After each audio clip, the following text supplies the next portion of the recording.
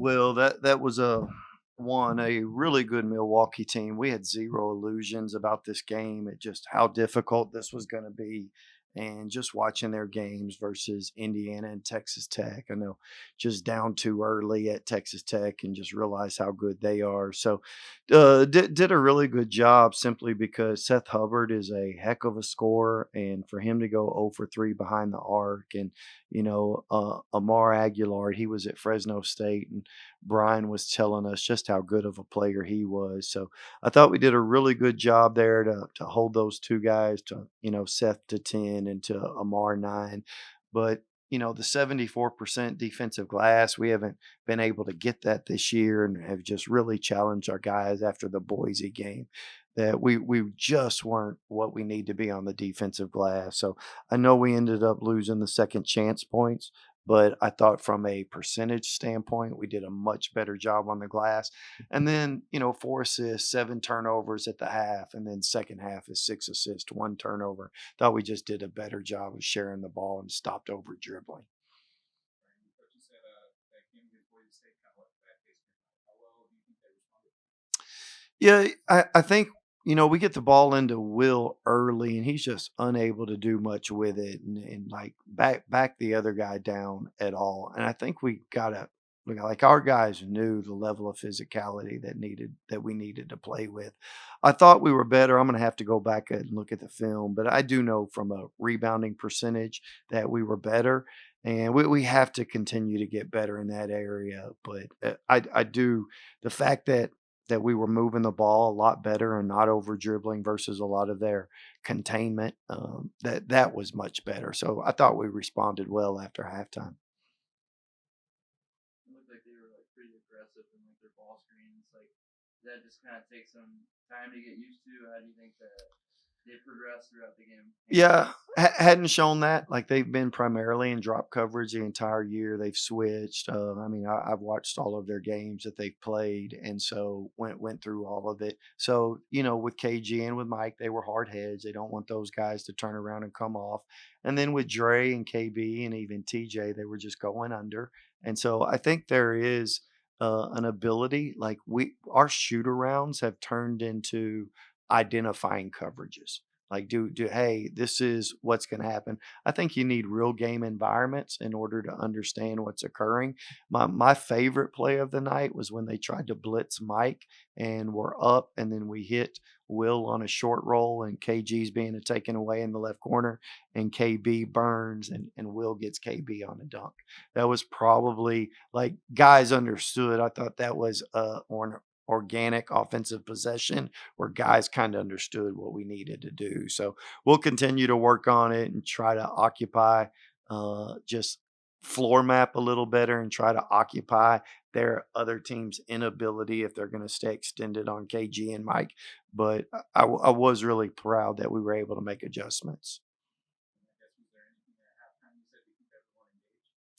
Yeah, I mean, I wasn't worried about the engagement. Again, I mean, what were we down 11 with 5:45 and then turn around, you look at TJ's numbers, he's a plus 29, for the game, and it was pretty obvious his impact. We had a period of time there where some of the substitutions, I thought, JV, I thought their pressure bothered Jarrett Valencia, so that's why we went with Dylan Batee in the second half. And I think some of their aggression caused some turnovers. We weren't clean with passes, but I honestly wasn't worried about their engagement. We just needed to make better decisions. You mentioned TJ already, but what did you like the most about his production? Yeah, his aggressiveness. I mean, that was kind of what we told the team at the beginning. Like, we need to be the aggressor, and we need to be the aggressor in regards to checking out guys. When we check guys on the defensive glass, they had four old boards there at the 5 minute mark. And it was just like our aggression needs to pick up. But I thought we had aggression offensively. And then I thought we got over aggressive, like we were over dribbling and trying to get in the paint. So there was a fine medium there that we needed to get to that we eventually got to. But I did think from a competitive physicality standpoint, you can get guys who, man, they understand the physicality involved, but they go a little overboard. Dre had a foul there. Is us like, all right, we're going a little overboard here. There's guardrails on the game that we have to play within. And I did. I thought we knew when to dial it up and we knew when to dial it back.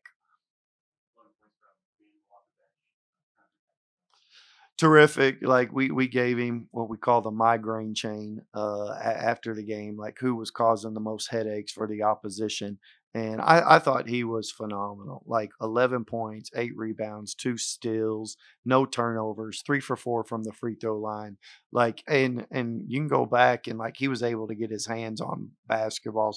They were running some Spain pick and roll action, but they were changing the angle and they were setting it on the side and you need to switch that guard to guard. We're not there, but we needed to put him back because they were getting some layups, and that was on the fly. It's not things that we've worked on quite a bit, just because of the angle off of the Spain pick and roll on how they were doing it, and I thought he handled it really well. So the adjustments he made in the game, there were some also opportunities on our rotations in order to not allow them to take advantage of cross matches, and I thought he handled that well. And then when we stopped doing it, I thought he handled it well. So I thought his adjustments were great, and then his conversion. I thought the 8 rebounds, and you go back, there's probably a lot of shots that he altered that I didn't necessarily see, but I thought he was terrific. How big can it be to have a big man like him when you have that full court? Yeah, absolutely. That's one of our huge pluses, that we've relied on some guys in the past and maybe a little bit too heavy of a minutes, and just to have two quality guys like that. I know Will is going to be disappointed in how he played tonight, but he's a +8 when he was on the court, and so he made an impact. But again, there's going to be nights where both of them are playing well. And then there's going to be nights where we need somebody else to step up because one of them isn't, and I thought E-Man did that. I would say, I mean, he's like the hops that he has. Like, look, like he's almost like a pogo stick. Yeah, he Like is a some, like, pogo stick. yeah, just like what can that lead? I mean, some of his blocks, like the dunk tonight, just how can he affect the game with just like that athleticism? Yeah, I think not only his athleticism, right, is he able to turn around and get off the floor, but like he's a +5 length, right? So, what I mean by +5, your height plus your length. There's a 5-inch difference. Most people's length, not mine, but most people's length is usually a plus. And so to have that kind of length, and he's got, I think his experience at Louisville and Seton Hall, playing in the ACC, playing in the Big East, he was really aggressive early, right? He gets the 3 fouls in the 90 seconds in the opening UNC Asheville. And then I thought at Boise, like he just didn't have the endurance that we needed. You could see him get fatigued. We had to bring Noah in due to some foul trouble, but I thought E-Man kind of wore down. And so, man, we've gotten our foul trouble under control. We've got to get our endurance under control. But I think you'll see his athleticism be showcased throughout the season. We have some lob plays for him that he can really convert, unlike Will. And so, well, we'll eventually get there, but he's got great length. He's a terrific kid, and we've got to get his endurance up to where he can really impact a game every single second he's out there. Can you talk a little bit more about that migraine chain? How long you've been doing it? What else you need? Yeah, since we got here, I just looked for something that rhymed with chain. And I thought migraine was a good word, but it really is just kind of a way to honor a player after the game. And, we hand out, after we kind of dig into the film, we have a better idea. And so this is kind of just what our eyes saw during the game. But yeah, like who do we think was causing headaches for the opposition? Not necessarily for us. My wife asked me that. So you give out a chain to the person who was causing you the most problems. And it was like, no, it's for the opposition causing us problems. And so I thought he was doing that tonight. What kind of adjustments is Kenyon making when he sees all that potential? How can he work through that during the game? Yeah, you know what? To KG's credit, there was a play that we ran early, and they wouldn't allow him to kind of get a catch. And he said, "Man, if you'll turn me into the screener." There were some plays that we used tonight. Boise, obviously, did a great job on him, and we just weren't prepared for how much they took him out of the game. But we moved him on the ball tonight, and so there were some pick and roll opportunities for him. And then at the same time, there were some screening actions that we utilized him in. But he's cerebral enough that, and fortunately, I've been through this with another guard, in Max Asmus, and he's got to turn himself into a screener, right? He can't become a catcher anymore because people are trying to take him out. So now all of a sudden, when I go screen, the guy that's trying to deny you, I'm basically setting two screens on the other guy, and so we've got to get him to where it's more organic.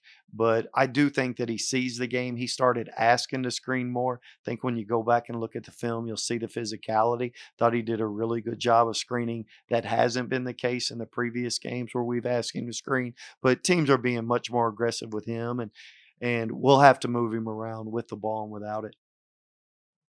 I know you guys, comfortably win, but in terms of like how it looked, how it felt, was this the kind of performance you wanted to see from this group tonight? Before you guys go to the Bahamas. Really needed to do a better job on the defensive glass. So proud of that. What was proud of the fact again, the 6-to-1 assist to turnover ratio in the second half. I just thought we were missing guys. I thought Mike threw it too high to Karan over here off of a press breaker. I thought we were a little timid, like we were trying to run actions rather than space. I thought one of the better plays that happened in the second half is you have KG being checked by number 29 there big. He kind of clears the floor, sees the cross match, and kind of takes advantage of it. And so that level of fluidity during the game where players are recognizing stuff is pretty important. And he's cerebral enough, and guys play enough up open gym. And I think they better understand spacing, but it was good recognition on his part to recognize the cross match. And then our players to space accordingly. Milwaukee had a big run in the first half. What was the message at halftime to make sure they were able to pull ahead like that again?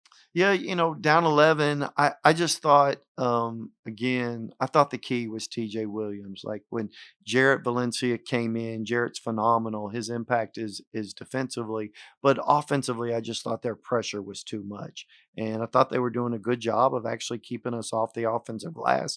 And you can kind of tell that by the second chance points. But all that to say, it was like, let's get the ball to TJ against his break. And, TJ just got the ball in the middle and went down and scored a layup. And it's like we need to be way more aggressive with we're looking too much for KG. We're looking too much for Mike. We're looking too much to the interior. Like we need to be able to take advantage of what's happening. I learned this from Coach Majerus is you always have to ask the questions, who's guarding me and who's guarding my teammate. And the way that they were guarding their teammate and the way that they were guarding TJ gave TJ the advantage. So you have to ask, who am I? Who's guarding me? Who is my teammate? Who's guarding my teammate? And I thought TJ was the advantage, and I thought the players on the floor recognized it. So we were really just trying to continue with that. I think TJ probably played 15 minutes in the second half. So, and then KG was able to get loose, but we were just trying to center this around an advantage we thought we had with TJ Williams. Coaching TJ Fun seems like there's kind of there's possibilities. You can dream up lots of things for him to do. Yeah, I mean, 5 for 5 from the free throw line. You appreciate that level of aggression simply because of his ability to make free throws. Just coming off of a loss last week and then bouncing back from the first half deficit, how much does this build your confidence and the team's confidence in your ability to overcome adversity? Yeah, I mean, you're gonna have to do that. Like, there's gonna be bumps in the road. I wish we could win every game. I think every coach understands that. We can't let missed shots define us, right? You can't let as a player, you can't let missed shots. It's kind of how you figure out if you're a good team. It's like how are we responding? And I told the team yesterday, like we're not going to allow missed shots. Again, I'm not trying to. These guys understand it, but Dre going 2 for 9 at Boise, Karan going 1 for 8, and then tonight Karan is 6 for 8. But we're not going to let making shots, missing shots. We're not going to let us define us. Like we need to make sure we respond the right way. Our players have heard me say this a bunch. We need to operate in the 95%. And what I mean by that is 5% of the game, the ball's in your hands. The other 95% of the game that the ball isn't, you need to be conscientious about the things you need to do. And I thought we did that. Like I thought we responded well.